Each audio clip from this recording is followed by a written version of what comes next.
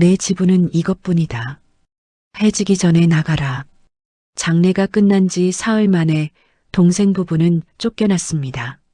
아버지의 그 많은 유산, 기름진 옥토와 모든 재산은 형님 부부가 차지했고 쓸모없은 돌산 문서만 던져주고 쫓아낸 것입니다.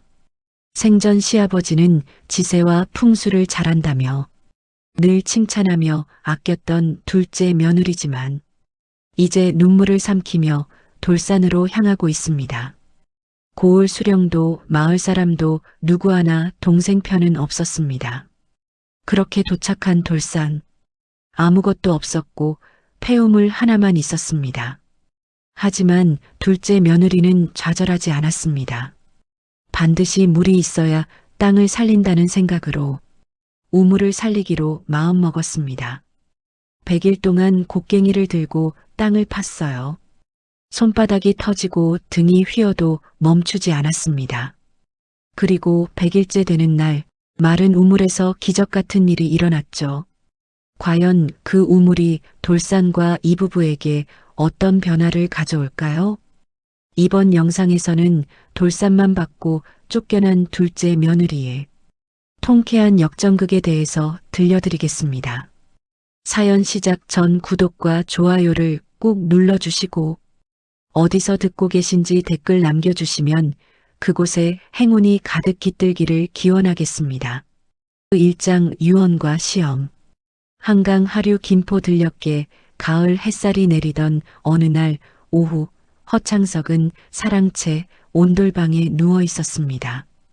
70이 넘은 몸은 이미 힘을 잃어가고 있었어요. 한때 물길을 잃고 땅의 이치를 연구하던 실학자였고 한강 나루터를 오가는 배들로 큰 재산을 일군 거상이었죠. 하지만 이제 그의 숨소리는 가늘어지고 손끝은 차가워지기 시작했습니다. 창석의 눈앞에는 두 아들이 무릎을 꿇고 있었어요. 큰아들 명철은 관아 아전으로 세금과 나루터 일을 관리하는 사람이었습니다. 그의 옆에는 아내 정란이 앉아 있었죠. 둘째 준석은 글만 읽던 선비형 인물이었고 그 옆엔 며느리 소담이 고개를 숙이고 있었습니다. 소담은 역학과 풍수를 공부하던 학자 집안의 딸이었어요. 하지만 그녀의 부친이 영모에 연루된 친구를 만났다는 이유만으로 집안이 몰락했고 관직은 박탈되고 토지는 몰수되었습니다. 불온한 학문을 했던 집안이라는 낙인이 찍혔죠. 소담은 그런 집안의 딸로 시집을 왔고 시댁에서는 늘 조심스러운 시선을 받아야 했습니다. 창석의 숨소리가 잠시 멈췄다가 다시 이어졌어요. 그는 천천히 입을 열었습니다. 명철아. 예, 아버님. 명철이 몸을 앞으로 숙이며 대답했어요. 그의 눈빛은 날카로웠고 이미 무언가를 계산하고 있는 듯 했습니다. 내게는 2개의 유산이 있다. 창석의 목소리는 낮았지만 또렷했어요. 방 안의 공기가 무겁게 가라앉았습니다. 하나는 한강변 김포 들녘의 스무마지기 옥토다. 물길이 좋아 해마다 풍년이고 나루터에서 오가는 배들로 이익도 크지. 명철의 눈빛이 반짝였어요. 정란은 남편의 옷소매를 살짝 잡으며 고개를 끄덕였습니다. 스무마지기라면 평생 먹고 살 만한 재산이었죠. 다른 하나는 관악산 서북 자락의 돌산 5마지기와 그곳에 있는 우물이다. 창석이 말을 이었습니다. 하지만 이번엔 명철의 표정이 미묘하게 일그러졌어요. 그 우물은 30년 전부터 물이 나지 않았다. 돌만 가득한 산자락이지. 정란이 작게 헛웃음을 흘렸습니다. 준석은 아무 말 없이 아버지를 바라봤고 소담은 여전히 고개를 숙인 채였어요. 하지만 그녀의 손끝이 미세하게 떨리고 있었습니다. 창석은 잠시 숨을 고르며 두 며느리를 번갈아 봤어요. 그의 시선이 소담에게 조금 더 머물렀습니다. 물의 가치를 아는 자가 대를 잇는다. 그 한마디를 남기고 창석은 눈을 감았어요. 방 안에는 그의 거친 숨소리만 남았습니다. 명철은 아버지의 말뜻을 헤아리려 했지만 이내 고개를 저었죠. 무슨 수수께끼 같은 소리인지 알 수 없었습니다. 아버님, 그래서 저희는 어느 것을 받으라는 말씀이십니까? 명철이 조심스럽게 물었어요. 하지만 창석은 대답하지 않았습니다. 그저 눈을 감은 채 숨만 쉬고 있었죠. 정난이 남편의 귀에 속삭였습니다. 스무 맞이기를 받으셔야죠. 돌산은 쓸모가 없지 않습니까? 명철도 고개를 끄덕였어요. 그는 이미 마음속으로 옥토를 자신의 것으로 생각하고 있었습니다. 나루터 이익까지 더하면 평생 부족함 없이 살 수 있을 터였죠. 준석은 여전히 말이 없었어요. 그는 아내 소담을 슬쩍 보았습니다. 소담은 고개를 들어 시아버지를 바라봤어요. 창석의 눈이 살짝 떠져 있었고 그 시선이 자신을 향하고 있다는 것을 알 수 있었습니다. 소담의 마음속에서 부친의 목소리가 들려왔어요. 물길은 보이지 않아도 흐른다. 막힌 자리도 언젠가는 트이는 법이지. 어릴 적 아버지가 산과 들을 다니며 했던 말이었습니다. 그날 밤 창석은 조용히 숨을 거두었어요. 장례는 사흘 동안 치러졌고 마을 사람들이 모두 조문을 왔습니다. 명철은 상주로서 예를 갖췄고 정나는 그 옆에서 눈물을 훔쳤죠. 준석과 소담은 뒤편에서 조용히 절을 올렸습니다. 장례가 끝난 날 저녁 명철이 준석을 불렀어요. 아우, 우리 이제 유산을 나눠야 하지 않겠나? 형님 뜻대로 하시지요. 준석이 담담하게 대답했습니다. 명철은 만족스러운 듯 고개를 끄덕였어요. 그럼 내가 김포 들녘을 맡겠네. 아우는 관악산 돌산을 가지게. 정난이 옆에서 거들었습니다. 어차피 돌산은 쓸모가 없으니 동생네가 가져도 억울할 건 없지 않겠어요? 그녀의 목소리에는 조롱이 섞여 있었어요. 소담은 아무 말 없이 그 광경을 지켜봤습니다.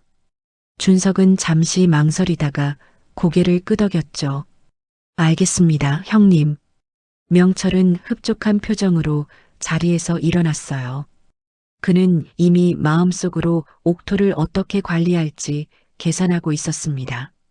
정난도 남편을 따라 일어서며 소담을 한번 훑어봤죠. 소담은 그날 밤 준석에게 조용히 말했습니다. 서방님, 저는 돌산을 택하고 싶습니다. 하지만 그곳은 돌만 있고 물도 나지 않는다오. 준석이 걱정스러운 목소리로 말했어요. 소담은 고개를 저었습니다. 시아버님께서 그곳을 유산으로 남기신 데는 이유가 있을 겁니다. 물길은 보이지 않아도 흐르는 법이에요. 준석은 아내의 눈을 바라봤어요. 그 눈빛에는 흔들림이 없었습니다. 그는 천천히 고개를 끄덕였죠. 그대 뜻대로 하시오. 다음 날 아침 두 형제는 관아에 가서 유산 분배를 문서로 남겼습니다. 명철은 김포 들녘 20마지기와 나루터 이익을, 준석은 관악산 돌산 5마지기와 폐우물을 받게 되었어요. 문서에 도장이 찍히는 순간 명철의 입가에 미소가 번졌습니다. 마을 사람들은 곧 이 소식을 듣게 되었어요. 물장수 점순 할매는 우물가에서 다른 안악들에게 말했습니다. 둘째 도련님네가 돌산을 택했다지 뭐요? 아이고, 그 집 며느리가 원래 이상한 집안 출신 아니었소? 영모에 연루된 집안이라던데. 그러게 말이오. 멀쩡한 옥토를 두고 돌산을 택하다니 정신이 온전치 못한 게 아니겠소? 소문은 빠르게 퍼졌습니다. 그리고 그 소문 속에는 소담에 대한 편견과 조롱이 섞여 있었어요. 이장 멸시와 추방. 장례가 끝나고 사흘이 지나자 집안 분위기가 달라지기 시작했습니다. 명철과 정난의 얼굴에서 조문객을 대하던 슬픔의 빛이 사라졌어요. 대신 차가운 계산이 그 자리를 채웠습니다. 소담은 새벽같이 일어나 부엌으로 향했어요. 시아버지 제사상을 준비해야 했습니다. 하지만 부엌 문을 열자마자 정난의 목소리가 날카롭게 날아왔죠. 아침부터 어슬렁거리지 말고 빨래나 하세요. 소담은 고개를 숙였습니다. 형님 댁 제사상을 준비하려 했습니다. 제사상은 제가 차릴 테니 신경 쓰지 마세요. 대신 뒤란에 쌓인 빨랫감이나 처리하시지요. 정난의 말투에는 명령이 섞여 있었어요. 소담은 아무 말 없이 고개를 끄덕이고 뒤란으로 향했습니다. 그녀의 손끝이 차가운 우물물에 닿자 살같이 따끔거렸죠. 며칠이 지나면서 소담에게 떨어지는 일은 점점 많아졌습니다. 제사상 준비는 물론이고 장독대 관리, 마당 쓸기, 심지어 명철 부부의 방 청소까지 모두 소담의 몫이 되었어요. 정난은 매번 새로운 일거리를 찾아내며 소담을 불렀습니다. 아우님, 오늘 저녁상은 일찍 차려야 해요. 손님이 오시거든요. 아우님, 장독대 항아리 뚜껑이 제대로 닫혀 있지 않던데 다시 확인해 보세요. 아우님, 마루가 먼지투성이네요. 언제 쓸었다는 겁니까? 소담은 묵묵히 일을 했어요. 하지만 그녀의 손바닥에는 물집이 잡히기 시작했고 등은 점점 더 굽어졌습니다. 준석은 그런 아내를 보며 주먹을 쥐었다 폈다를 반복했죠. 하지만 형에게 대들 수는 없었습니다. 어느 날 저녁 집안 어른들이 모여 상속 문제를 의논하는 자리가 있었어요. 명철이 먼저 입을 열었습니다. 아버님께서 남기신 유산은 이미 나눴으니 이제 세간살이도 정리해야 하지 않겠습니까? 마을 어른 한 분이 고개를 끄덕였습니다. 그래야지. 형제가 각자 살림을 차려야 할 테니 말이야. 소담과 준석도 그 자리에 있었어요. 하지만 정작 의견을 묻는 사람은 아무도 없었습니다. 명철이 계속해서 말을 이어갔죠. 큰 살림살이는 제가 물려받는 게 맞겠지요. 아우는 돌산으로 가니 간단한 세간만 있어도 될 테고요. 점순 할멈이 그 자리에 있었어요. 그녀는 물장수 일을 하며 이 집안 사정을 잘 알고 있었습니다. 할멈의 눈빛이 소담에게 향했죠. 소담은 여전히 고개를 숙인 채 아무 말도 하지 않았습니다. 회의가 끝나고 사람들이 하나둘 자리를 뜨기 시작했어요. 점순 할멈이 소담에게 다가와 작은 목소리로 말했습니다. 아가씨, 너무 참기만 하시면 안 됩니다. 괜찮습니다, 할멈. 저는 괜찮아요. 소담이 작게 웃으며 대답했어요. 하지만 그 웃음 뒤에는 깊은 슬픔이 숨어 있었습니다. 그날 밤 명철이 마당 한가운데에 문서 하나를 던졌습니다. 낡은 종이에는 관악산 송암골 토지라는 글씨가 적혀 있었어요. 아우, 이제 내 차례니 가져가거라. 명철의 목소리는 차갑고 단호했습니다. 준석이 문서를 집으려 하자 정난이 옆에서 거들었어요. 아우님네 지분은 이것뿐이에요. 더 바랄 건 없으시죠? 소담은 그 말을 듣는 순간 손끝이 차갑게 식는 것을 느꼈습니다. 이것뿐이라니.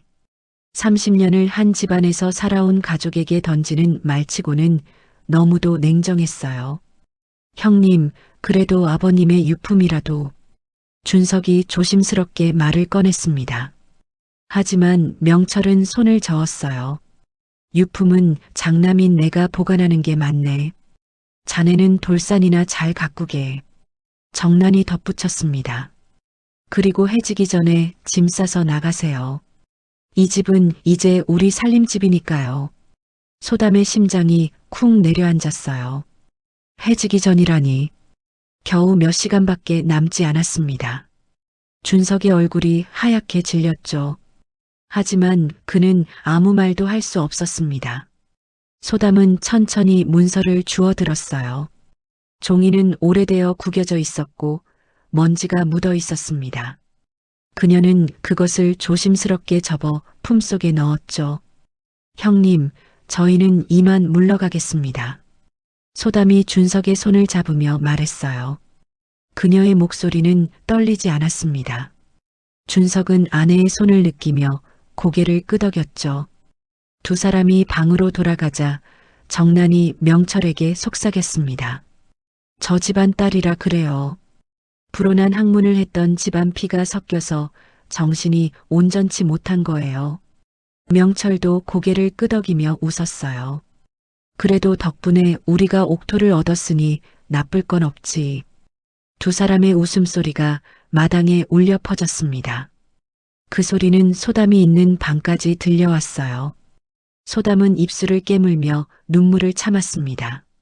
준석은 주먹을 쥐었다가 폈다가를 반복했죠. 여보, 미안하오.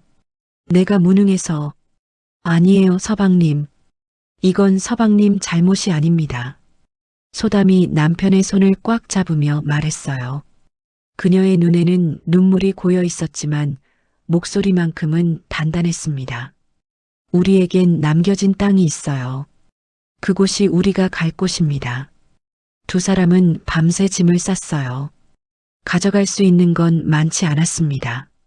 옷가지 몇 벌, 이불 한 채, 그릇 몇 개가 전부였죠. 소담은 시아버지가 쓰시던 붓과 벼루를 몰래 챙겼습니다. 그것만은 꼭 가져가고 싶었어요. 해가 뜨자 명철이 방문을 두드렸습니다. 아직도 안 나갔나? 해가 떴으니 이제 나가야지. 소담과 준석은 짐을 들고 방을 나왔어요. 마당에는 정난이 팔짱을 끼고 서 있었습니다. 그녀의 얼굴에는 승리한 듯한 미소가 번져 있었죠. 아우님, 돌산에서 잘 사세요. 물 없는 땅에서 뭘 하며 살지는 모르겠지만요. 정난의 목소리에는 조롱이 가득했습니다. 소담은 고개를 들어 그녀를 똑바로 봤어요. 그리고 조용히 말했습니다. 형님 댁, 물은 보이지 않아도 흐르는 법입니다. 뭐라고요? 정난의 눈썹이 치켜 올라갔어요. 하지만 소담은 더 이상 대꾸하지 않았습니다. 그녀는 준석의 손을 잡고 집을 나섰죠. 마을 사람들이 그 광경을 지켜봤어요. 안악들은 수군거렸고 아이들은 호기심 어린 눈으로 바라봤습니다. 점순 할멈은 물동이를 이고 멀리서 지켜보고 있었어요. 그녀의 얼굴에는 안타까움이 서려 있었습니다. 소담과 준석이 마을을 벗어날 즈음 명철의 목소리가 뒤에서 들려왔습니다. 쓸모없는 땅 받아서 뭘 하겠다고. 그 말이 바람을 타고 소담의 귀에 닿았어요. 하지만 그녀는 고개를 돌리지 않았습니다. 품속의 토지 문서만 꽉 쥐고 앞으로 걸어갔죠. 준석이 작은 목소리로 물었습니다. 여보, 우리 정말 괜찮을까요? 소담이 남편을 바라봤어요. 그녀의 눈빛에는 두려움도 있었지만 그보다 더 큰 무언가가 담겨 있었습니다. 서방님, 시아버님께서 그곳을 남기신 데는 분명 이유가 있을 겁니다. 저는 그걸 믿어요. 준석은 아내의 눈을 보며 천천히 고개를 끄덕였습니다. 두 사람은 관악산을 향해 걸어갔어요. 뒤돌아보지 않았습니다. 그들이 떠난 자리에는 점순 할멈만이 남아 한숨을 쉬고 있었죠. 저 며느리 포기하지 않는구나. 할멈의 중얼거림이 바람에 실려 흩어졌습니다. 3장 돌산의 현실과 첫 실패.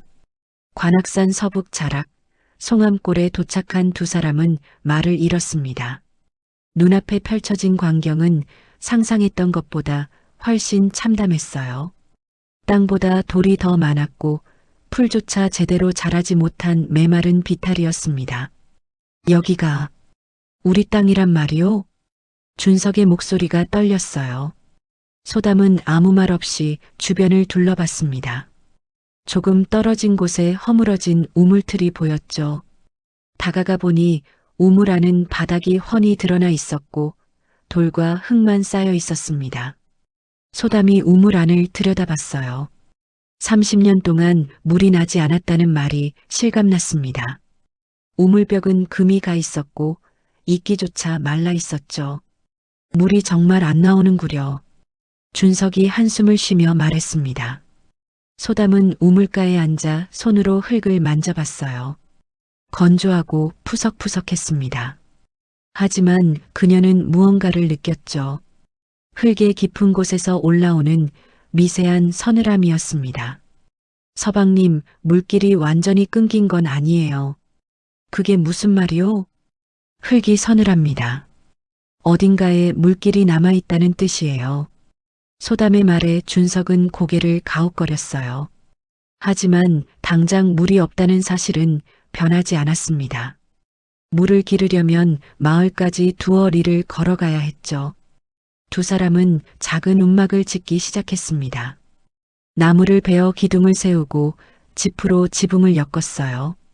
손에는 물집이 잡혔고 등은 땀으로 범벅이 되었습니다. 하지만 멈출 수 없었죠. 비를 피할 곳이라도 만들어야 했으니까요. 움막이 겨우 완성된 어느 날 저녁, 명철이 찾아왔습니다. 그는 말을 타고 왔고 뒤에는 하인 하나가 따라왔어요. 명철은 움막을 한번 훑어보더니 코웃음을 쳤습니다. 아우, 이게 사람 사는 곳이냐? 준석은 대답하지 않았어요. 소담이 나와 절을 올렸습니다. 형님, 무슨 일로 오셨습니까? 일은 무슨? 동생네 사는 꼴이 궁금해서 왔지. 명철이 말에서 내리며 우물 쪽으로 걸어갔어요. 그는 우물틀을 발로 툭툭 차며 웃었습니다. 30년 동안 물 안 나온 우물을 받아서 어쩌자는 거냐? 풍수를 안다는 집안 딸이 이것밖에 못 보나? 소담은 입술을 깨물며 참았어요. 명철은 계속해서 말을 이었습니다. 그나저나 아우, 자네 풍수를 믿는다며? 그럼 한번 파보지 그래? 명철이 우물에서 조금 떨어진 곳을 가리켰어요. 그곳은 바위가 많고 땅이 단단해 보이는 자리였습니다. 여기 한번 파보게. 물이 나오나 안 나오나. 소담은 그곳을 바라봤어요. 한눈에 봐도 물길이 막힌 자리였습니다. 바위가 많고 흙이 메말라 있었죠. 하지만 명철은 일부러 조롱하듯 말하고 있었습니다. 왜 못 파나? 풍수를 아는 사람이라면서?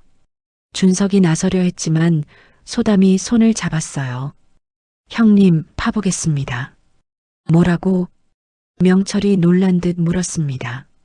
소담은 고개를 들어 그를 똑바로 봤어요. 형님이 가리키신 곳을 파보겠습니다. 그게 옳은지 그른지 확인해야 하니까요. 명철은 어이가 없다는 듯 웃었습니다.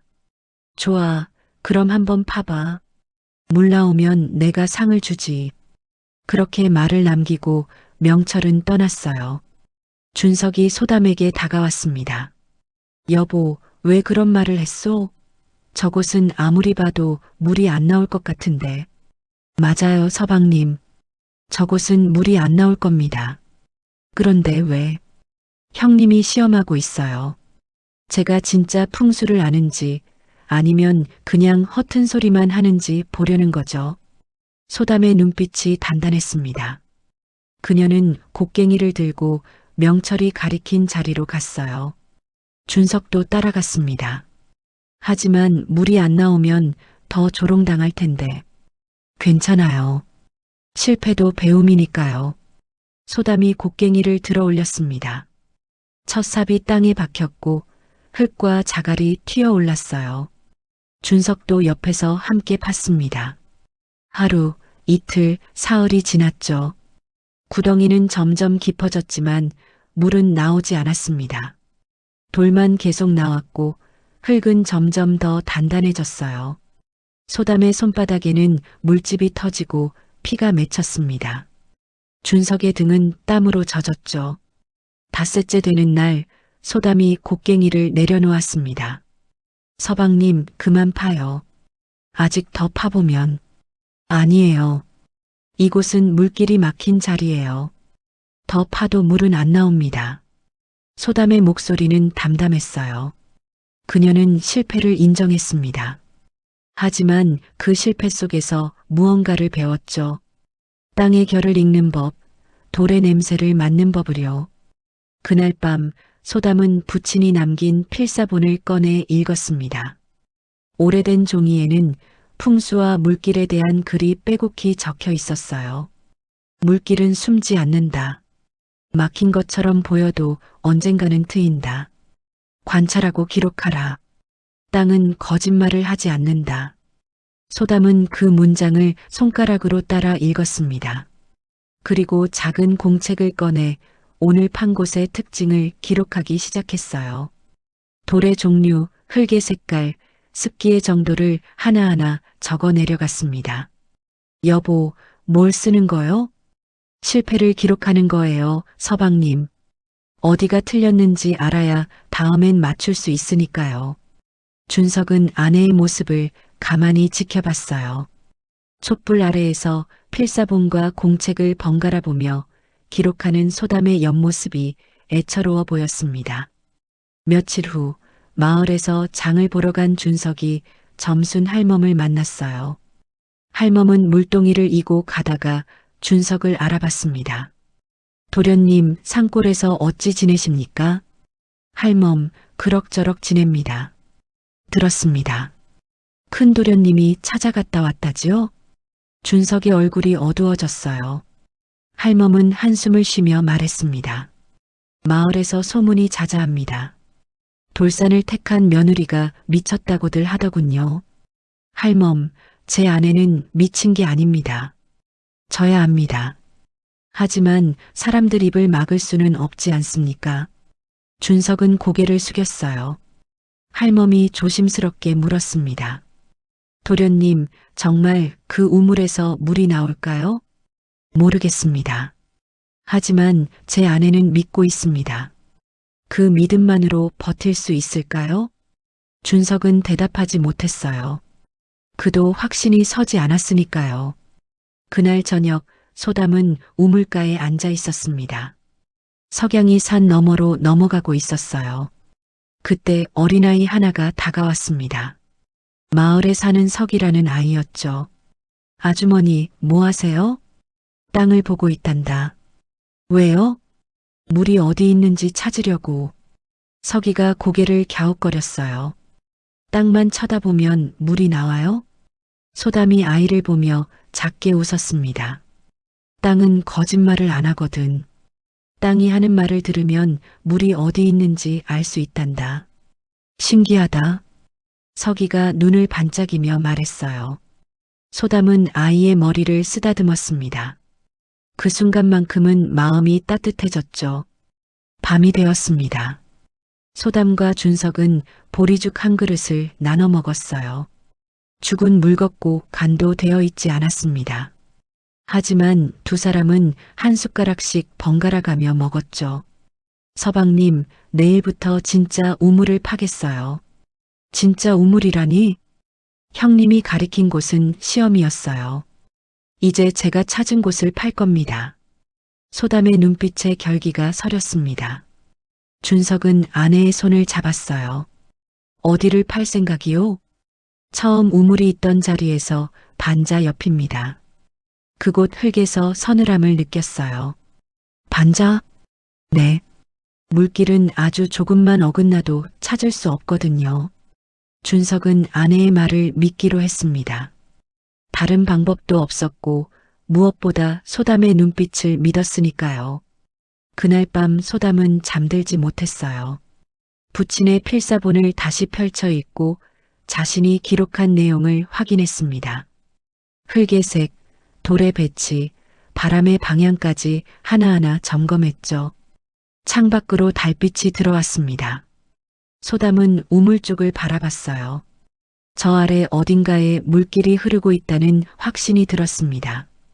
보이지 않아도 느껴졌죠. 아버님, 제가 맞게 보고 있는 건가요? 소담의 중얼거림이 밤 공기에 스며들었습니다. 대답은 없었지만 그녀는 고개를 끄덕였어요. 스스로를 다독이며 내일을 준비했습니다. 사장 가뭄과 흔들림. 여름이 시작되자 하늘에서 비가 내리지 않기 시작했습니다. 처음엔 며칠 정도 그치나 싶었지만 일주일이 지나고 보름이 지나도 비는 오지 않았어요. 논바닥이 갈라지기 시작했고 풀들이 누렇게 시들었습니다. 김포 들녘의 명철논도 예외는 아니었어요. 한강 물이 줄어들며 스무마지기 옥토가 타들어가기 시작했습니다. 명철은 매일 아침 논으로 나가 하늘을 올려다봤죠. 이런 망할, 비가 왜 안 오는 거야? 그의 목소리에는 초조함이 묻어났습니다. 정난도 옆에서 부채질을 하며 한숨을 쉬었어요. 여보, 물장수라도 불러야 하지 않겠어요? 물장수? 그것들이 얼마나 비싸게 받는지 아오. 명철이 짜증스럽게 대답했습니다. 하지만 며칠 뒤 결국 그는 물장수를 불러야 했어요. 논이 완전히 말라버릴 것 같았으니까요. 점순 할멈이 물동이를 이고 명철의 논으로 갔습니다. 명철은 은전 몇 냥을 꺼내 할멈에게 건넸어요. 할멈, 물 좀 부탁하오. 도련님, 요새 물값이 많이 올랐습니다. 이것으론 부족할 텐데요. 뭐, 더 달라고? 명철의 얼굴이 붉어졌습니다. 관아 아전으로 세금을 관리하던 그가 물장수에게 굽신거려야 한다는 게 자존심 상했어요. 하지만 어쩔 수 없었습니다. 결국 은전을 더 주고 물을 샀죠. 점순 할멈은 물을 뿌리며 중얼거렸습니다. 물 앞에서는 양반도 상놈도 없구먼. 그 말을 들은 명철의 표정이 일그러졌어요. 하지만 할멈의 말이 틀린 건 아니었습니다. 물이 없으면 모든 게 무용지물이었으니까요. 한편 송암골의 소담과 준석은 우물을 파고 있었습니다. 소담이 찾아낸 자리, 원래 우물에서 반자 옆이었어요. 두 사람은 해가 뜨면 곡괭이를 들고 해가 지면 쉬었습니다. 여보, 물이 나올까요? 준석이 땀을 닦으며 물었어요. 소담은 고개를 끄덕였습니다. 나올 겁니다. 흙이 점점 축축해지고 있어요. 실제로 판에는 흙에서 미세한 습기가 느껴지기 시작했습니다. 소담은 매일 밤 그것을 기록했어요. 흙의 색깔이 어떻게 변하는지, 돌의 배치가 어떤지를 꼼꼼히 적어 내려갔습니다. 하지만 마을 사람들의 시선은 여전히 차갑고 조롱으로 가득했어요. 어느 날 장터에서 준석이 쌀을 사려 하자 옆에 있던 안악들이 수군거렸습니다.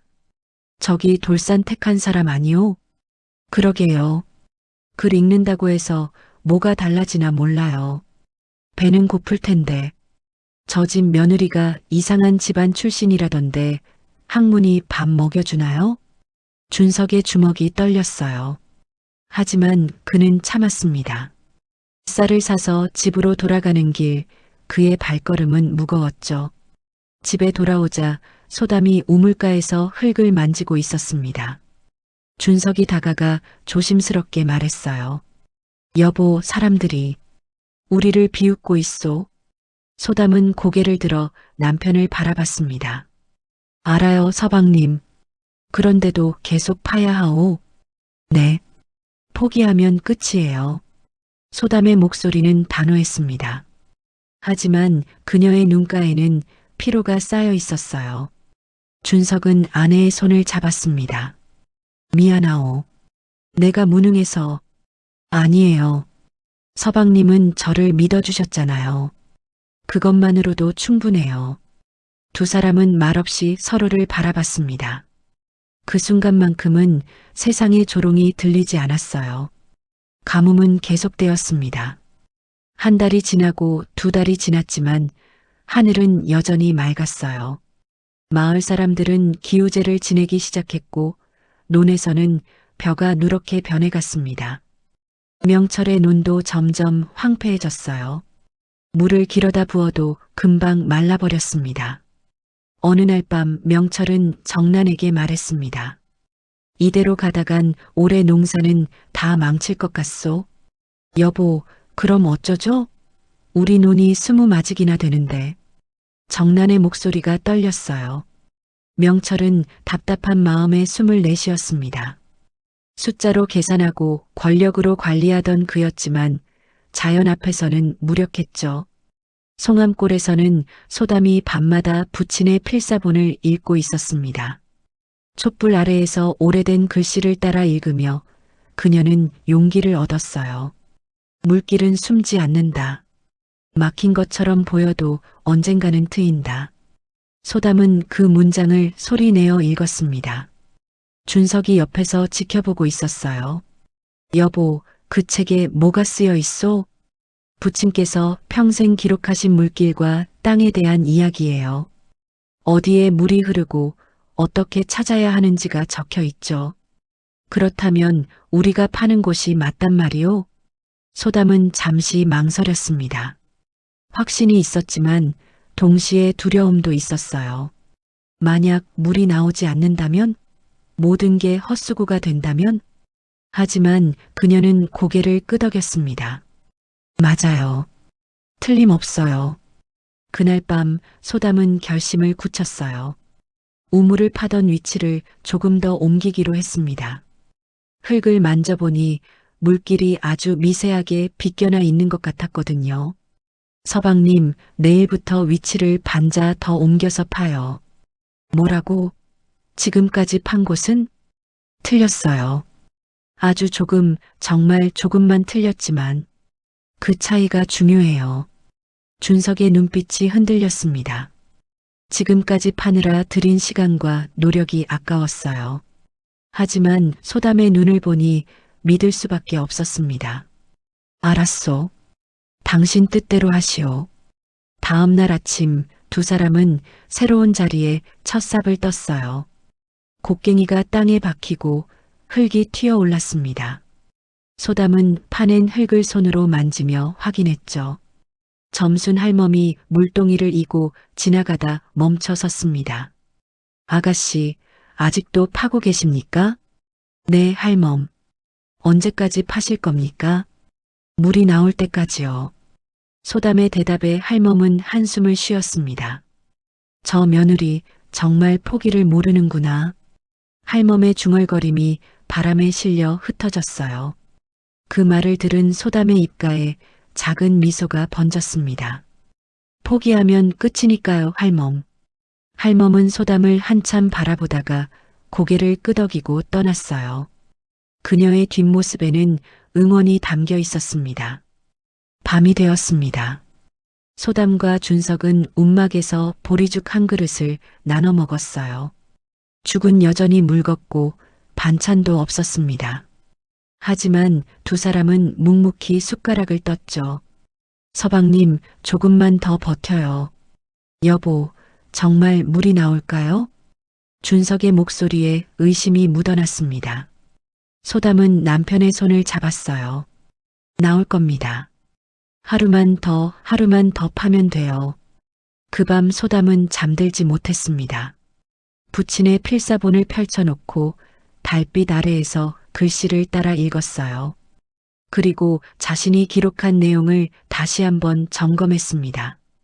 제가 맞게 보고 있는 거겠죠, 아버지? 소담의 속삭임이 밤 공기에 스며들었습니다. 대답은 없었지만 그녀는 자신을 믿기로 했어요.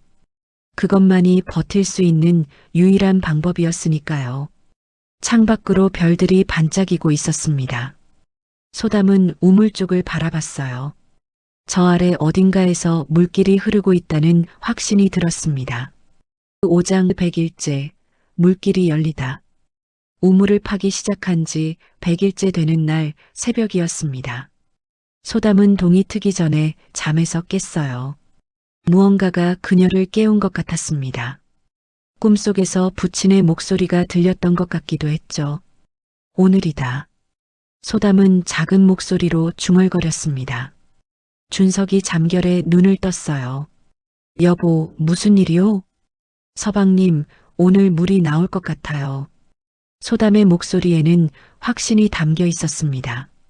준석은 아내의 얼굴을 봤어요. 100일 동안 우물을 파느라 야윈 얼굴이었지만 그 눈빛만큼은 밝게 빛나고 있었습니다. 두 사람은 서둘러 우물로 향했어요. 어둠 속에서 우물 안으로 내려가며 소담은 바닥을 살폈습니다. 어제까지 팠던 자리에 큰 바위 하나가 놓여 있었어요. 서방님, 저 바위를 옮겨야 해요. 하지만 너무 크지 않소? 바위는 두 사람이 함께 들어야 할 만큼 컸습니다. 하지만 소담은 포기하지 않았어요. 그녀는 바위의 결을 살펴봤습니다. 이쪽으로 쪼개면 돼요. 소담이 바위의 한 지점을 가리켰습니다. 준석이 곡괭이를 들어 올렸어요. 첫 번째 타격, 바위에 금이 갔습니다. 두 번째 타격, 금이 더 깊어졌죠. 세 번째 타격을 가하려는 순간 소담이 손을 들어 제지했습니다. 잠깐만요, 서방님. 그녀는 바위 틈에 손을 가져다 댔어요. 그리고 숨을 멈췄습니다.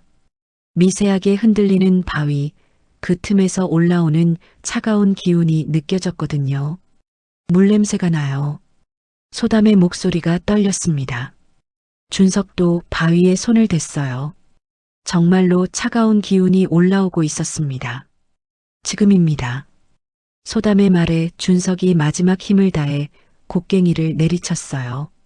굉음과 함께 바위가 갈라졌고 그 틈에서 맑은 물줄기가 솟아올랐습니다. 물이었습니다. 정말로 물이 나오고 있었어요. 소담과 준석은 말을 잃었습니다. 물줄기는 처음엔 가늘었지만 점점 굵어졌어요. 차갑고 맑은 물이 우물바닥을 채우기 시작했습니다. 소담의 얼굴에 물이 튀었어요. 그녀는 두 손으로 물을 떠올렸습니다. 달고 차가운 물이 손바닥을 채웠죠.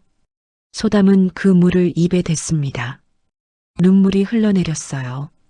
100일 동안 참아왔던 모든 것들이 한꺼번에 쏟아져 나왔습니다. 조롱, 멸시, 배고픔, 외로움, 의심까지 모든 게 이 한 모금의 물과 함께 씻겨 내려가는 것 같았어요. 준석도 물을 떠마셨습니다. 그리고 주저앉아 하늘을 올려다봤어요. 동이 트고 있었습니다. 붉은 햇살이 산 너머로 올라오고 있었죠. 여보, 정말 물이 나왔소. 준석의 목소리가 떨렸습니다. 소담은 남편의 어깨에 머리를 기댔어요. 두 사람은 말없이 서로를 껴안았습니다. 그때 멀리서 아이의 목소리가 들려왔습니다. 물이다. 물이 나왔어요. 석이었습니다. 아이는 새벽같이 산을 오르다가 우물가에서 물이 솟아오르는 것을 본 거예요. 석이는 마을을 향해 달려내려갔습니다. 할멈, 송암골 우물에서 물이 나왔어요. 점순 할멈이 집 밖으로 나왔어요. 아이의 말을 듣고 처음엔 믿지 못했습니다. 뭐라고? 정말이냐?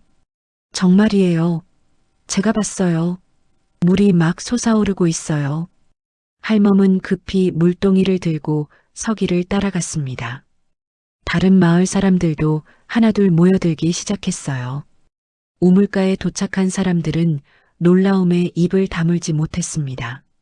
정말로 물이 나오고 있었거든요. 30년 동안 말랐던 우물에서 맑은 물이 솟아오르고 있었어요. 이럴 수가. 100일 만에 물을 찾다니. 사람들이 수군거리기 시작했습니다. 소담은 우물 위로 올라와 사람들을 바라봤어요.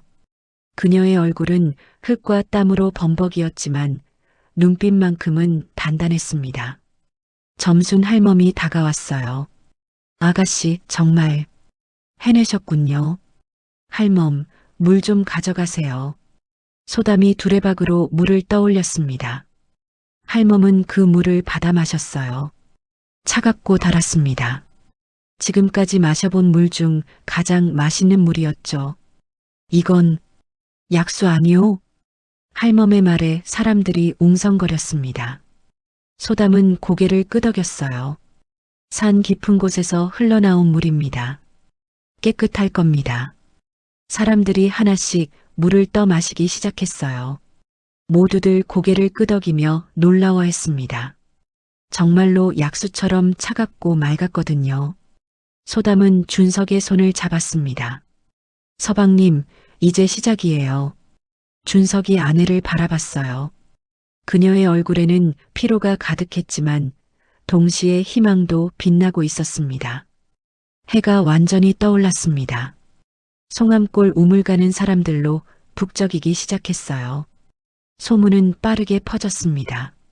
30년 동안 말랐던 우물에서 물이 나왔다고, 그것도 약수처럼 맑은 물이라고요. 소담은 우물가에 앉아 물을 바라봤습니다. 물은 여전히 솟아오르고 있었어요. 멈추지 않았습니다. 소담은 부친을 떠올렸죠. 아버지, 제가 해냈어요. 물길을 찾았어요. 그녀의 속삭임이 바람에 실려 흩어졌습니다. 하늘은 맑고 푸르렀어요. 가뭄은 아직 끝나지 않았지만 송암골에는 이제 물이 있었습니다. 서기가 다시 우물가로 왔어요. 아이는 물동이를 들고 물을 떠갔습니다. 아주머니, 이 물 정말 신기해요. 소담이 아이의 머리를 쓰다듬었습니다. 서기야, 물은 기다리는 사람에게 온단다. 100일이나 기다렸잖아요. 그래, 100일을 기다렸지. 하지만 물은 왔어.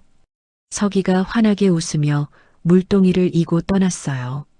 소담은 그 뒷모습을 바라보며 작게 웃었습니다. 준석이 다가와 아내의 어깨에 손을 얹었어요. 여보, 우리 해냈소. 네, 서방님. 우리가 해냈어요. 두 사람은 말없이 우물을 바라봤습니다. 물은 여전히 솟아오르고 있었고 햇살은 그 물을 비추며 반짝이고 있었어요. 육장 약수의 확산과 질서. 우물에서 물이 나왔다는 소문은 불길처럼 번졌습니다. 송암골은 물론이고 인근 마을까지 소식이 퍼졌어요. 가뭄에 지친 사람들이 하나둘 물동이를 들고 찾아오기 시작했습니다. 처음엔 몇 명이었지만 이틀이 지나자 수십 명이 되었어요. 사람들은 우물가에서 줄을 서며 차례를 기다렸습니다. 소담은 두레박으로 물을 떠올려 사람들에게 나눠줬죠. 할멈, 여기 물입니다. 아가씨, 고맙습니다. 점순 할멈이 물동이를 받아 이고 갔어요. 다음 사람이 앞으로 나왔습니다. 소담은 쉬지 않고 물을 떠올렸어요. 손바닥에는 물집이 터지고 피가 맺혔지만 그녀는 멈추지 않았습니다.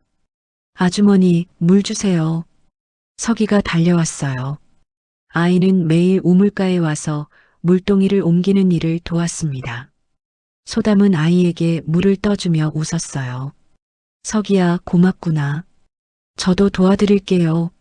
서기는 작은 물동이를 들고 노인들에게 물을 날랐습니다.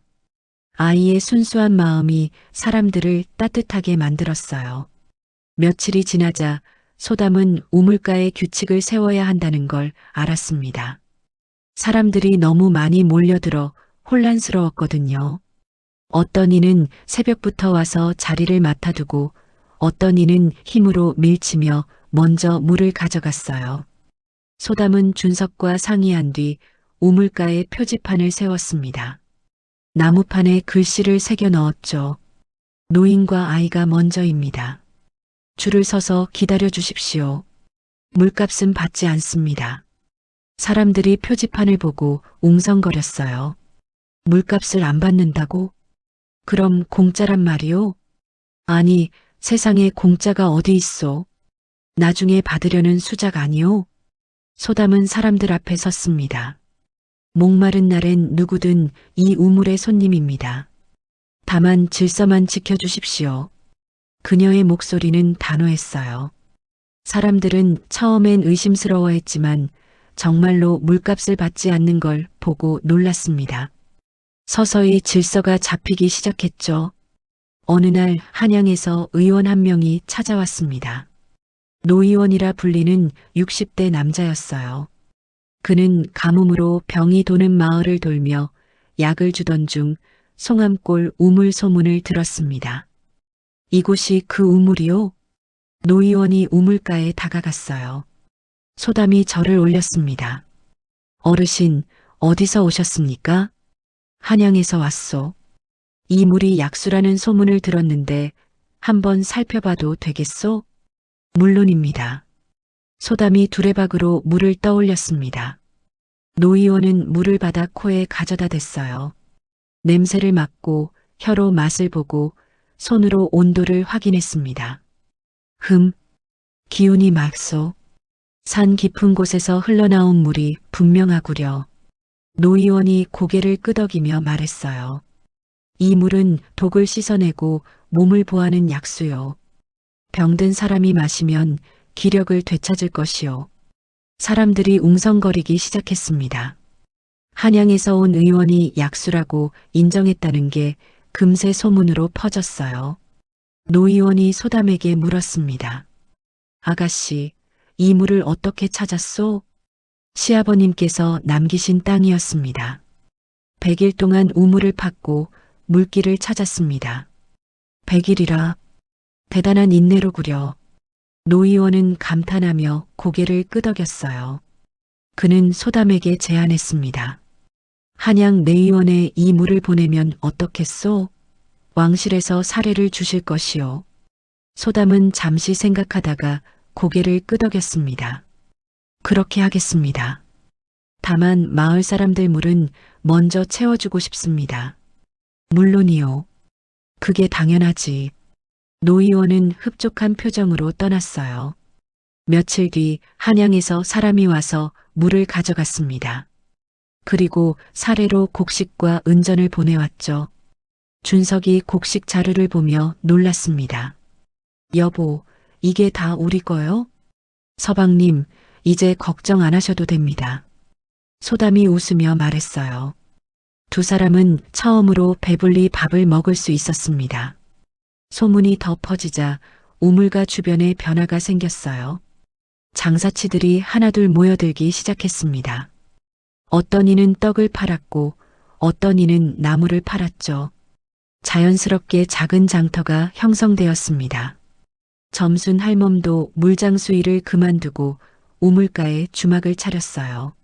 사람들이 물을 기다리며 쉴 수 있는 곳이 필요했거든요. 아가씨, 제가 여기서 주막을 해도 되겠습니까? 물론입니다, 할멈. 사람들이 쉴 곳이 필요하니까요. 소담의 허락을 받고 할멈은 주막을 열었습니다. 막걸리와 간단한 안주를 파는 작은 주막이었어요. 서기는 할멈을 도우며 물동이를 나르는 일도 계속했습니다. 우물가는 점점 더 북적였어요. 아침부터 저녁까지 사람들로 가득 찼습니다. 소담은 질서를 유지하기 위해 매일 우물가에 나왔죠. 어느 날 한 양반이 찾아왔습니다. 비단 도포를 입은 부유한 집안 사람으로 보였어요. 이 우물 주인이 누구요? 제가 관리하고 있습니다. 소담이 나서자 양반이 코웃음을 쳤습니다. 여자가? 우습구먼. 나는 물을 사러 왔소. 얼마요? 물값은 받지 않습니다. 뭐? 공짜란 말이오? 양반이 의아한 표정을 지었어요. 소담은 고개를 끄덕였습니다. 네, 다만 줄을 서서 기다리셔야 합니다. 내가 줄을 서? 이봐, 나는 돈이 있다고. 돈을 줄 테니 먼저 주시오. 양반이 은전을 꺼내 흔들었습니다. 하지만 소담은 고개를 저었어요. 이곳에선 신분도 재산도 상관없습니다. 목마른 사람은 모두 똑같습니다. 양반의 얼굴이 붉어졌어요. 주변 사람들이 웅성거리기 시작했습니다. 양반은 할 수 없이 줄 끝으로 갔죠. 점순 할멈이 소담에게 다가왔습니다. 아가씨, 양반한테 저렇게 말해도 괜찮겠습니까? 괜찮아요, 할멈. 물 앞에서는 모두가 평등하니까요. 할멈은 소담의 태도에 감탄했어요. 저 어린 며느리가 이렇게 단단한 줄 몰랐습니다. 서기가 뛰어왔습니다. 아주머니, 물이 줄지 않아요. 아이의 말에 소담도 우물을 들여다봤어요. 정말로 물은 여전히 똑같은 높이를 유지하고 있었습니다. 아무리 많이 퍼올려도 줄지 않았어요. 신기하다. 사람들이 감탄했습니다. 소담은 미소 지으며 물을 계속 떠올렸어요. 부친의 말이 맞았습니다. 물길은 숨지 않았고 언젠가는 트였습니다. 해가 질 무렵 준석이 우물가로 왔어요. 그의 얼굴에는 생기가 돌았습니다. 여보, 오늘도 수고했소. 서방님도요. 두 사람은 함께 우물가에 앉아 석양을 바라봤어요. 돌산은 이제 사람들로 가득 찼고 우물가에는 웃음소리가 울려 퍼졌습니다. 여보, 우리가 정말 여기까지 왔소. 준석의 목소리에는 감격이 담겨 있었어요. 소담은 남편의 손을 잡았습니다. 아직 시작일 뿐이에요, 서방님. 더 많은 사람들이 이 물을 필요로 할 겁니다. 서기가 다가와 물동이를 내려놓았어요. 아주머니, 저 내일도 올게요. 그래, 고맙구나. 소담이 아이의 머리를 쓰다듬자 서기가 환하게 웃었습니다. 점순 할멈도 주막문을 닫으며 인사했어요. 아가씨, 오늘도 수고하셨습니다. 할멈도 수고하셨어요. 사람들이 하나둘 떠나가고 우물가는 조용해졌습니다. 소담과 준석만 남았어요. 두 사람은 말없이 우물을 바라봤습니다. 물은 여전히 맑고 차가웠죠. 7장 김포평야의 몰락. 가뭄이 끝나자 장마가 시작되었습니다. 하늘에서 비가 쏟아지기 시작했어요. 처음엔 반가웠지만 비는 그치지 않았습니다. 사흘, 닷새, 일주일 내내 퍼붓듯 내렸죠. 한강 물이 불어나기 시작했어요. 김포 들녘의 논들이 하나둘 잠기기 시작했습니다. 명철은 비를 맞으며 논둑을 돌아다녔어요. 이런 망할, 물이 차오르고 있어. 그는 하인들을 불러 논둑을 쌓으려 했습니다. 하지만 빗물은 그보다 빨랐어요. 논둑이 무너지기 시작했고 한강물이 논으로 밀려 들어왔습니다. 형님 댁, 빨리 피하셔야 합니다. 정난이 비를 맞으며 소리쳤어요. 명철은 논을 떠나기 싫었지만 어쩔 수 없었습니다. 물은 점점 더 차올랐거든요. 이틀이 지나자 20마지기 옥토의 절반이 물에 잠겼습니다. 한강이 범람하며 논두렁을 넘어버린 거예요. 명철은 창고 처마 밑에서 그 광경을 지켜봤습니다. 모든 게 다 떠내려가고 있어. 그의 목소리는 떨리고 있었어요. 정난도 옆에서 입술을 깨물었습니다. 그들이 믿었던 옥토가 하루아침에 물에 잠기고 있었죠. 장마가 끝나고 물이 빠지자 더 참담한 광경이 펼쳐졌습니다. 논에는 모래와 자갈이 쌓여 있었어요. 한강이 밀고 온 흙과 돌들이었습니다. 벼는 전부 쓸려 내려갔고 남은 땅은 농사를 지을 수 없는 상태가 되었어요. 이걸 어떻게 하란 말이야. 명철이 무릎을 꿇고 주저앉았습니다. 정난도 울음을 터뜨렸어요. 20마지기 중 절반은 완전히 망가졌고 나머지도 제대로 쓸 수 없게 되었습니다. 설상가상으로 예전 토지 문제가 터졌어요. 명철이 아전으로 일하며 외상으로 받아둔 땅이 있었는데 그 땅 주인이 소송을 제기한 겁니다. 이 땅은 원래 제 것입니다. 명철이 강제로 가져간 겁니다. 관아에서 재판이 열렸어요. 명철은 문서를 내밀었지만 상대편도 문서를 가지고 있었습니다. 두 문서가 다 진짜처럼 보였죠. 사또가 양쪽을 번갈아 보며 말했습니다. 문서가 둘 다 있으니 증인을 세워라. 명철은 당황했어요. 증인이 없었습니다. 그는 권력으로 밀어붙였던 일이었거든요.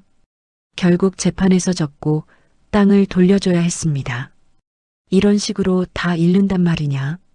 명철이 비틀거리며 집으로 돌아왔어요. 정난이 달려와 남편을 붙잡았습니다. 여보, 이제 어떻게 하죠? 모르겠소. 정말 모르겠소. 명철의 목소리에는 절망이 가득했습니다. 한때 관아 아전으로 권세를 부리던 그였지만 지금은 모든 걸 잃어가고 있었어요. 며칠 뒤 명철은 송암골 소문을 들었습니다. 우물에서 약수가 나와 한양까지 소문이 퍼졌다는 얘기였죠. 심지어 왕실에서 사례를 보냈다는 이야기도 들렸습니다. 말도 안 돼. 돌산에서 무슨 약수가 나와? 명철이 코웃음을 쳤어요. 하지만 마음 한구석에서는 불안이 올라왔습니다. 혹시 정말로 동생이 잘 되고 있는 건 아닐까? 어느 날 밤 명철은 몰래 성암골로 향했습니다. 아무도 모르게 우물가에 다가갔어요. 정말로 사람들이 줄을 서서 물을 받고 있었습니다. 명철은 숨어서 그 광경을 지켜봤어요. 소담이 두레박으로 물을 떠올리고 준석이 사람들을 안내하고 있었습니다. 우물가는 활기가 넘쳤죠. 진짜 물이 나왔구나. 명철의 손이 떨렸습니다. 자신이 비웃었던 돌산에서 정말로 물이 나왔고 그것도 약수라니. 인정하고 싶지 않았지만 현실이었어요. 그는 목이 말랐습니다. 가뭄과 장마를 겪으며 제대로 물을 마시지 못했거든요.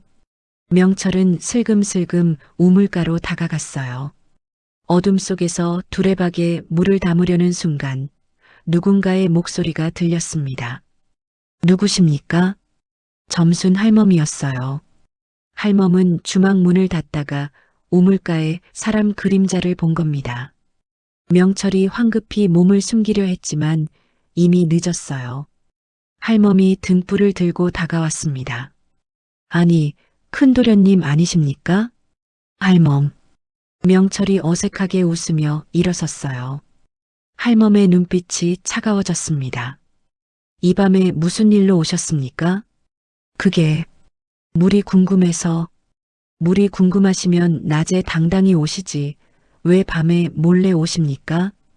할멈의 말에 명철은 할 말이 없었어요. 그는 두레박을 내려놓고 돌아서려 했습니다. 형님, 소담의 목소리가 들렸습니다. 그녀가 움막에서 나와 명철을 바라보고 있었어요.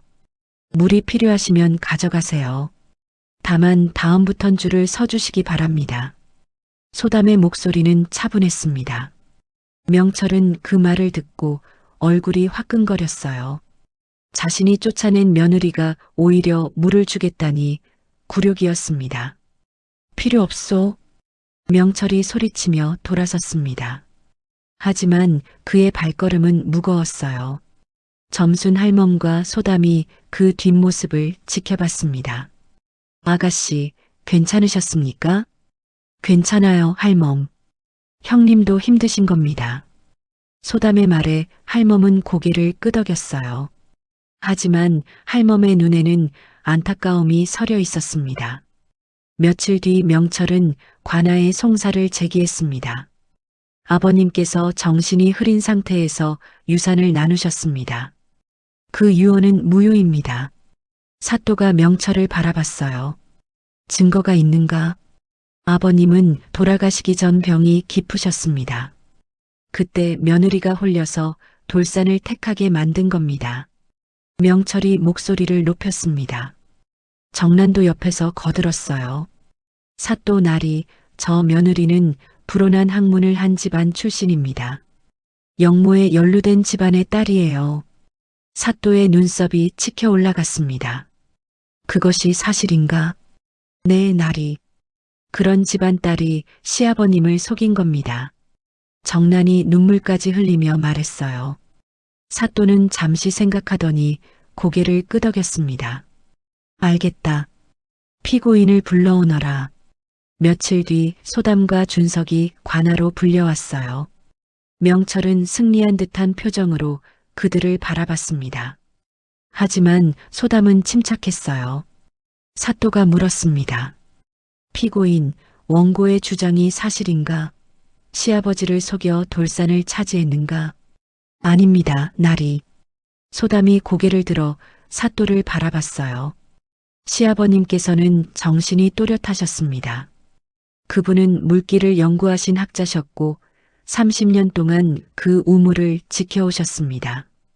증거가 있는가? 소담이 품속에서 낡은 책 한 권을 꺼냈습니다. 허창석이 평생 기록한 물길 일지였어요. 이것이 시아버님께서 남기신 기록입니다. 우물의 위치, 물길의 흐름, 언젠가 다시 물이 날 것이라는 예측까지 모두 적혀 있습니다. 사또가 일지를 받아 펼쳐 읽기 시작했어요. 한 장 한 장 넘기며 그의 표정이 변했습니다. 정말로 세밀한 기록이 빼곡히 적혀 있었거든요. 이건 사또가 명철을 바라봤습니다. 원고, 이 기록을 보았는가? 명철의 얼굴이 하얗게 질렸어요. 그는 일지의 존재를 몰랐습니다. 저 저건 조작일 겁니다. 조작? 30년치 기록을 조작했다는 말인가? 사또의 목소리가 차가워졌습니다. 명철은 할 말을 잃었어요. 해시태그 8장 마이너스 재판과 석함.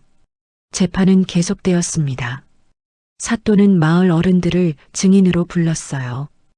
허창석을 알던 사람들이 하나둘 나와 증언했습니다.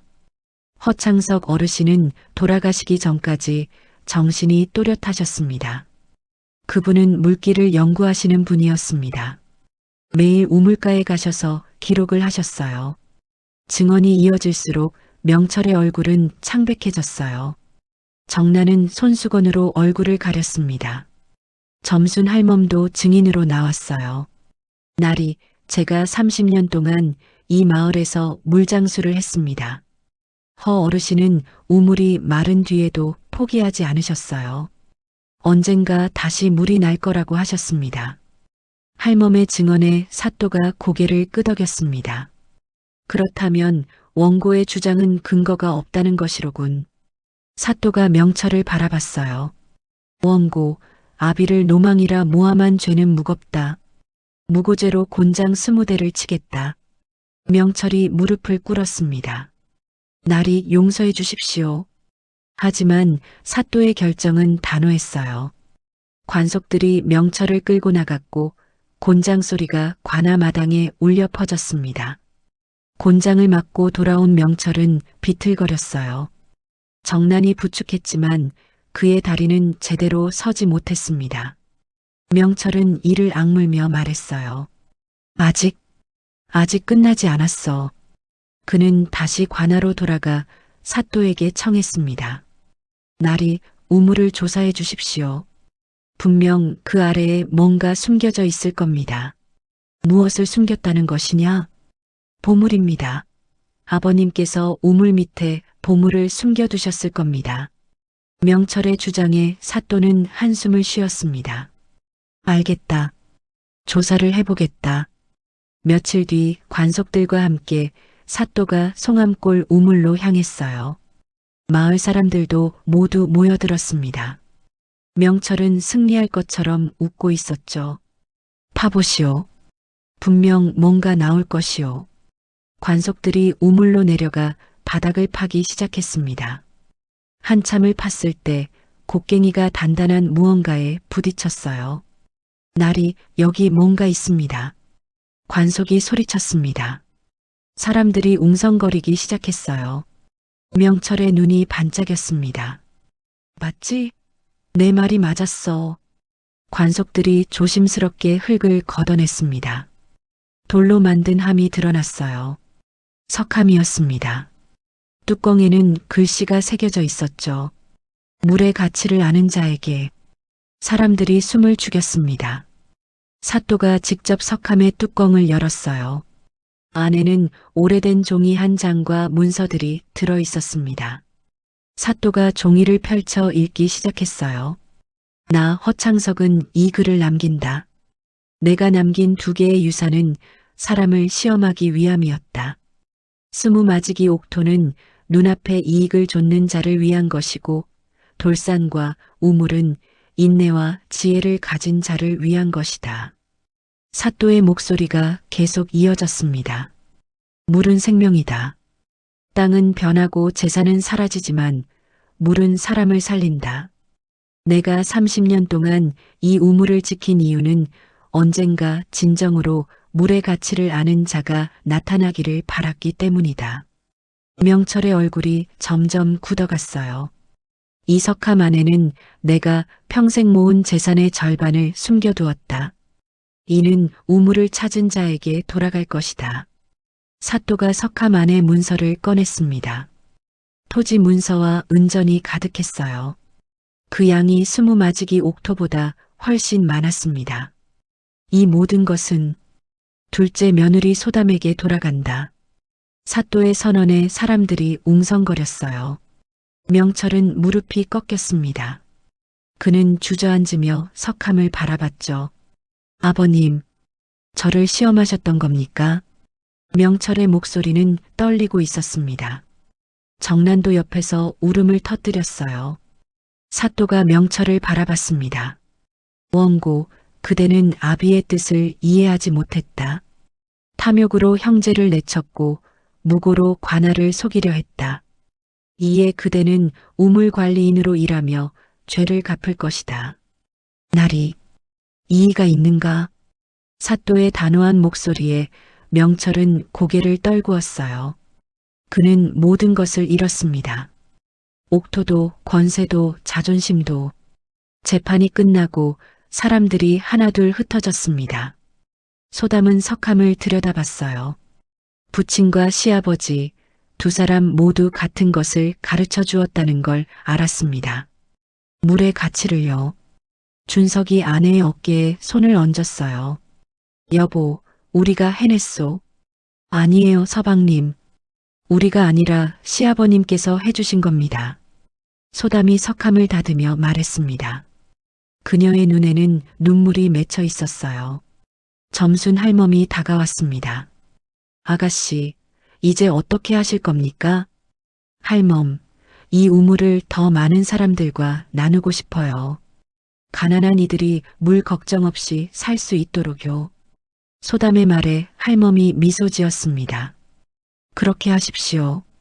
아가씨라면 잘하실 겁니다. 서기가 뛰어왔어요. 아주머니, 저도 도와드릴게요. 고맙구나, 서기야. 소담이 아이의 머리를 쓰다듬었습니다. 며칠 뒤 명철이 우물가에 나타났어요. 그는 곡괭이를 들고 우물 주변을 정리하기 시작했습니다. 사또의 명령대로 우물 관리인이 된 거였죠. 소담이 물동이를 들고 다가왔습니다. 형님, 물입니다. 명철은 고개를 들지 못했어요. 그는 물동이를 받아 마셨습니다. 차갑고 달았습니다. 그제야 깨달았죠. 이 물의 가치를요. 미안하다, 소담아. 명철의 목소리는 떨렸어요. 소담은 고개를 저었습니다. 형님, 물 앞에서는 모두가 평등합니다. 명철은 우물 안을 들여다봤습니다. 물에 비친 자신의 얼굴이 보였어요. 주름지고 늙은 얼굴이었습니다. 그는 눈물을 흘렸습니다. 아버님, 이제야 알겠습니다. 그날부터 명철은 매일 우물을 청소했어요. 사람들에게 물을 떠주고 우물가를 정리했습니다. 처음엔 굴욕이었지만 점점 마음이 편해졌죠. 소담은 석함에서 나온 재산으로 송암우물 마을을 만들었습니다. 가난한 이들이 와서 물을 마실 수 있는 곳, 쉴 수 있는 곳을 만들었어요. 점순 할멈의 주막도 커졌고 서기는 우물지기가 되었습니다. 어느 날 저녁 소담과 준석이 우물가에 앉아 있었어요. 석양이 물에 비쳐 붉게 물들었습니다. 서방님, 시아버님께서 말씀하셨어요. 물의 가치를 아는 자가 대를 잇는다고요. 그대가 그 사람이었소, 여보. 준석이 아내의 손을 잡았습니다. 소담은 미소 지으며 우물을 바라봤어요. 아니에요. 우리 모두가 배웠어요. 물의 가치를요. 우물에서는 여전히 맑은 물이 솟아오르고 있었습니다. 그 물은 사람들을 살렸고 마을을 살렸고 형제를 살렸어요. 명철이 우물 청소를 마치고 물을 떠마셨습니다. 그의 얼굴에는 평온함이 깃들어 있었어요. 그는 중얼거렸습니다. 물은 정말 생명이구나. 하늘에는 별들이 떠올랐습니다. 송암골 우물마을의 밤은 고요하고 평화로웠어요.